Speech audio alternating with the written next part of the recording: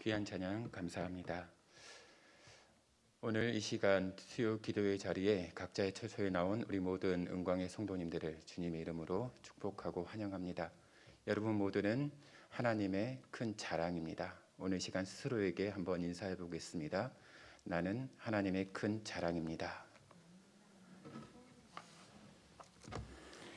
네, 저와 여러분 모두는 바로 하나님이 자랑하는 바로 그 대상입니다.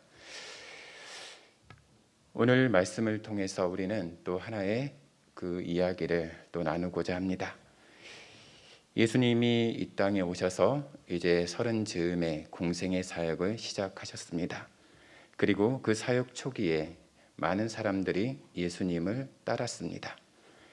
그들이 예수님을 따른 이유는 간단합니다.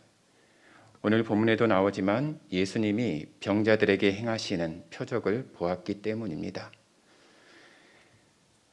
그들이 예수님께 나온 그 자체는 참 좋은 것이죠. 하지만 그 이유가 믿음과는 동떨어져 있습니다. 예수님은 사람의 마음의 중심을 알고 계시는 하나님이십니다. 그렇기에 많은 사람들이 예수님께 나오는 그 목적을 모르실 리 없습니다. 심지어 결국은 그들이 예수님을 부인하고 떠날 것이라는 사실도 알고 있습니다. 그런데도 예수님은 그들을 정죄하지 않고 있다는 것입니다. 오히려 그들을 고쳐주시고 또한 그들을 먹일 생각부터 하십니다. 우리 예수님의 마음은 정죄하고 심판하시는 것보다 이해하시고 용납하시고 기다리시는 마음입니다. 이러한 예수님의 사랑이 오늘 우리에게도 동일하게 미치고 있습니다. 사실 우리는 인정하든 인정하지 않든 우리의 필요에 따라서 예수님께 나오기도 하고 또한 예수님을 떠나기도 합니다. 그럼에도 우리 예수님은 이러한 우리를 외면하거나 정죄하지 않으십니다. 오히려 우리의 필요를 충분하게 채워주십니다. 우리의 실패를 마음으로 함께 아파하시면서 또한 등을 두드리며 위로해 주십니다. 그렇기에 오늘 저와 여러분이 바로 이 자리에 서 있고 앉아 있을 수 있는 이유입니다. 오늘 본문은 우리가 너무나 잘 알고 있는 오병이어의 표적 이야기입니다.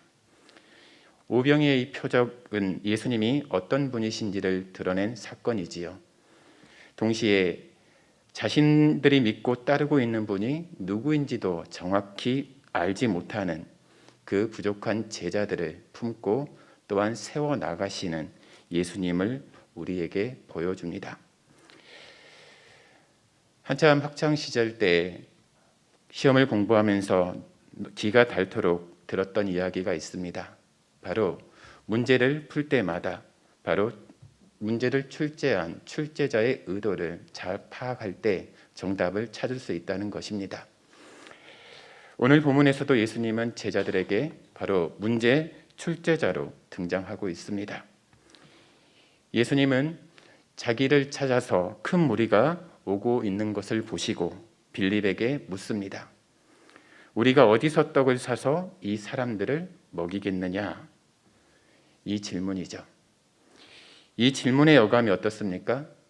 떡을 어디로부터 사야 할지 혹은 떡을 사야 한다는 그 걱정을 나타내지는 않습니다. 예수님께서 이 질문을 던진 이유가 6절에 등장합니다. 예수님은 지금까지 줄곧 자신을 따르던 제자, 특별히 첫 제자들 중 하나인 빌립을 시험하시고자 한 것입니다. 쉽게 말해서 예수님께서는 빌립의 현재 그 믿음의 상태를 점검해 보고자 하신 것이죠. 게다가 6절을 보시면 예수님께서는 스스로 무엇을 행해야 할지를 알고 계셨다고 진술합니다. 그러므로 이 질문의 목적은 바로 빌립의 준비 상태를 검증하는 것이었다라고 말할 수 있습니다.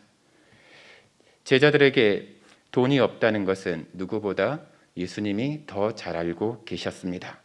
그런데 마치 전혀 모르시는 것처럼 물으실 때 그 질문을 받았던 당사자 빌립의 마음이 얼마나 당황스러웠을까요? 그러나 이 당황스러운 질문 가운데에는 사람으로서는 도저히 상상할 수 없는 놀라운 하나님의 계획이 있었습니다. 예수님의 이 검증 질문에 빌립은 단번에 각 사람의 머릿수에 대한 떡값을 계산해 냅니다. 바로 200데나리온의 떡이 필요하다고 답변 드리게 됩니다. 당시 로마 화폐 단위로 볼 때 한 데나리온은 노동자의 하루 품삯입니다. 그러므로 노동자의 6개월간의 품삯에 해당될 만큼 큰 금액이죠. 그러한 돈이 제자들에게 있을 리 만무합니다. 예수님께서 어떻게 하실지 상상도 못하고 있었던 빌립에게 어쩌면 이 대답은 너무나 당연해 보입니다. 그러나 이는 예수님께서 기대하는 답변은 아니었습니다. 빌립은 예수님의 그 질문의 의도를 잘 파악하지 못했습니다. 더 나아가서 설령 지금 자기에게 돈이 있다고 하더라도 현재 자신들이 있는 그곳은 떡을 살 수 있는 곳이 아닌 구할 수 없는 산입니다. 바로 그 장소조차도 바로 빌립은 망각하였던 것입니다. 예수님의 질문의 핵심은 돈에 있지 않았습니다. 떡 자체에 있었습니다. 돈이 얼마나 드느냐는 전혀 고려할 대상이 아니었던 거죠. 오히려 당장 필요한 떡의 출처가 어디냐 하는 데에 관심이 있으셨습니다. 그런데 빌립은 가장 현실적인 출처로 바로 돈을 들고 있습니다. 그만큼 빌립은 예수님의 질문 그 핵심을 정확하게 파악하지 못했습니다. 빌립은 앞서 예수님의 부르심을 받고 여러 표적들과 또한 귀한 하늘의 말씀들을 경험했음에도 불구하고 자기에게 주어진 그 일들에 몰두한 나머지 예수님이 어떤 분이시며 또한 무엇을 원하시는지를 파악하는데 조금 늦었습니다. 바로 이때 예수님의 질문에 바로 안드레가 대답하며 나오게 됩니다. 안드레 역시 예수님의 첫 제자로 빌립처럼 자신에게 주어진 그 소임을 다 했을 것입니다. 안드레는 예수님의 질문을 듣고 사람들 각자가 어떤 음식을 얼마나 준비해 왔는지 확인하러 다녔던 모양입니다. 그리고 안드레는 보리떡 5개와 생선 2마리를 가진 소년 한 명을 발견했습니다. 이 상황에서 자신의 점심을 기꺼이 제자 안드레에게 건네준 소년의 마음이 귀합니다. 남자만 5,000명인 큰 무리에 비하면 이 한 소년이 가진 이 점심은 한없이 작아 보입니다. 그러나 안드레는 이 사소한 것조차 무시하지 않고 예수님께 가지고 나왔습니다. 그 의도가 무엇이었을까요? 안드레는 빌립과 달리 예수님이 친히 행하실 일을 기대하는 마음이 혹시나 있었을까요? 그러나 9절에서 안드레의 말을 듣게 되면 그렇지 않았음을 분명히 알 수 있습니다. 그러나 그것이 이 많은 사람에게 얼마나 되겠습니까? 스스로 대답하는 이 답변을 통해 볼 때 안드레는 사소한 무엇이라도 주님께 가지고 나오면 하나님의 역사가 일어날 것을 기대하고 보리떡 5개와 물고기 2마리를 가지고 온 것이 아닙니다. 굳이 비교하자면 빌립이 명석한 머리로 생각하고 계산했다고 한다면 안드레는 직접 몸으로 뛰며 그 음식을 찾은 것입니다. 예수님께 자기 노력에 대한 그런 칭찬이 듣고 싶었던 것은 아닐지요. 빌립과 안드레의 대답은 아직 예수님을 순전히 의지하는 훈련이 미진했던 제자의 모습을 우리에게 보여주고 있습니다. 제자들은 예수님만을 온전히 믿고 따르겠다고 결단했던 사람들입니다. 하지만 지금 여전히 예수님을 의지하기보다는 자기의 계산과 노력을 드러내려는 태도가 더 드러나고 있습니다. 또한 예수님을 자신이 이해하고 있는 만큼만 그리고 준비된 만큼만 의지하고 있다는 것을 우리는 또 확인할 수 있습니다. 제자들의 답변이 기대에 미치지 못했음에도 예수님이 하실 일을 하십니다. 우선 보리떡 5개와 물고기 2마리뿐인 지금 이 상황에서 예수님은 사람들을 그룹을 지어서 앉게 하십니다. 제자들은 사람들을 앉게 하는 일, 자신들이 할 수 있는 일이었기에 순종하였습니다. 이때 예수님은 그 보리떡 5개와 생선 2마리, 바로 그것을 취해서 기도하신 후에 사람들이 원하는 만큼 음식을 주셨다라고 성경은 증거하고 있습니다. 아마도 제자들은 이 표적을 경험하는 순간에도 어리둥절했을 것입니다. 그럼에도 불구하고 자신들에게 강력하게 역사하고 있는 하나님의 능력에 따라서 그 음식을 많은 사람들에게 분배했습니다. 제자들은 바로 이 오병이어의 이 표적을 통해서 사람들을 자리에 앉히는 작은 일은 물론이거니와 인간적으로 계산이 되어지지 않는 바로 이 보리떡 5개, 물고기 2마리가 5,000명을 먹이고도 남는 그 일들, 거기에 순종하는 것 모두가 동일하게 하나님의 역사의 대상인 것을 배웠을 것입니다. 이제 제자들은 12절에 언급한 것처럼 남은 음식을 거두어 드리라는 예수님의 명령에 어떤 토도 달지 않고 순종했습니다. 그 결과로 12강주리에 남은 조각이 가득 차게 되는 역사를 경험하게 되었습니다. 이로써 제자들은 5절에서 예수님이 질문했던 그 질문에 대한 정답을 찾아가게 되었습니다. 예수님의 제자들인 성도들, 바로 우리들은 할 수 있는 일이 그리고 할 수 없는 일이든 할 만한 일이든 자신에게 주어진 일이 어떠한 일이든 바로 그 일을 명령하신 분이 누구인지 알고 또한 순종하는 반응으로 나아가야 된다는 것입니다. 이를 위해서 우리 성도들은 안다고 생각하지 말고 여전히 나에게 사명을 맡기신 예수님이 누구이신지 지속적으로 끊임없이 알아가고 배우고 또한 확신한 그 일에 머물러야 합니다.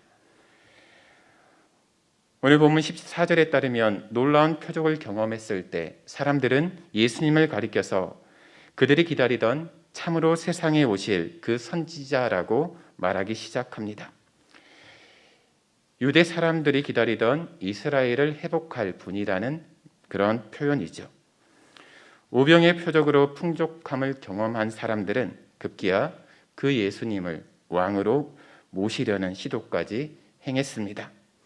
하지만 안타깝게도 그들은 믿음으로 반응한 것이 아닙니다. 그러므로 결국 이들의 대다수가 바로 예수님을 떠났다고 성경은 증언하고 있습니다. 한편 사람에게 의탁하지 않으셨던 예수님은 그들을 피해서 홀로 산으로 물러나셨다고 오늘 성경 본문은 이제 마무리 짓습니다. 이와 같이 만약 우리들이 우리의 그런 욕심을 위해서 바로 예수님을 문제 해결을 위한 도구로 사용하려 한다면 바로 예수님은 그 자리를 우리의 욕심의 그 자리에서 조용히 피하실 것입니다. 그리고 우리 영혼을 말할 수 없는 탄식으로 품고 기도하시겠죠. 그분이 바로 우리가 믿고 의지하는 예수님이십니다. 내 앞에 놓인 문제 앞에서 예수님은 묻습니다. 너가 믿고 따르는 예수님이 누구신지 정말 아느냐? 그렇다면 인간적인 생각과 욕심을 내려놓아라. 그리고 그 문제에 집중하지 말고 바로 그 문제 안에서 역사하실 하나님을 바라보는 믿음의 눈을 떠라. 우리는 예수님의 그러한 질문에 어떻게 대답할 수 있겠습니까? 예수님을 안다라고, 정말 안다라고 우리가 자신 있게 대답할 수 있겠습니까? 우리 예수님께는 능치 못하심이 없습니다. 물론 우리에게 닥친 문제 또한 우리로 하여금 두려움에 휩싸이게 하고 수많은 그런 근심을 갖게 만듭니다. 하지만 우리 예수님은 그 모든 일들 가운데 능치 못할 일이 없으신 하나님이시라는 걸 우리는 믿음으로 나아가야 합니다. 예수님을 온전히 신뢰하십시오. 바로 이것이 문제 해결의 실마리, 바로 일이나 사건을 풀어나갈 수 있는 첫머리입니다. 바로 우리에게 찾아온 문제 앞에서 우리는 어떻게 시작하겠습니까? 바로 그 시작이 우리 모든 문제 해답에 이르는 길이 될 수도 있고 되지 못할 수도 있습니다. 우리는 예수님을 나의 하나님으로 모신 바로 그리스도인들입니다. 그렇기 때문에 우리는 항상 신앙의 자리에서 생각하고 또한 신앙의 자리에서 결단하고 나아가야 합니다. 문제 해결의 실마리는 바로 하나님이 누구이신지를 먼저 아는 데서 비롯되어집니다. 그 문제를 해결하실 분 또한 하나님이심을 믿고 또한 그 문제 해결에 앞서서 내가 가지고 있는 욕심을 내려놓을 때 하나님은 하나님의 일을 묵묵히 해 나가십니다. 오늘 이 시간 기도하는 이 자리에서 우리가 고백할 것, 바로 내가 예배하고 내가 기도하는 그 예수님이 어떤 분이신지를 한번 마음속에 그려보시기 바랍니다. 고백해 보시기 바랍니다. 그리고 그 예수님이 나에게 찾아온 모든 문제 앞에서 그 문제를 해결해 주실 그 첫머리가 되셔 주신다는 것을 우리가 믿고 나아가는 오늘 이 자리가 되길 주님의 이름으로 축원합니다. 기도하겠습니다. 살아계신 하나님, 우리 삶에 찾아온 문제들 앞에서 우리는 막막함으로 기도합니다. 하지만 그 자리에서 우리가 믿고 의지하는 예수님이 누구신지 깊이 묵상하며 또한 그 예수님을 믿음으로 고백하며 나아가는 저희들이 되기 원합니다. 우리가 믿는 예수님은 모든 일에 능치 못하심이 없으신 살아계신 하나님의 아들 예수 그리스도이십니다. 그 예수님을 온전히 신뢰하며 문제 해결의 실마리를 찾아가는 저희들이 되게 하여 주옵소서. 살아계신 예수 그리스도 이름으로 감사하며 기도합니다.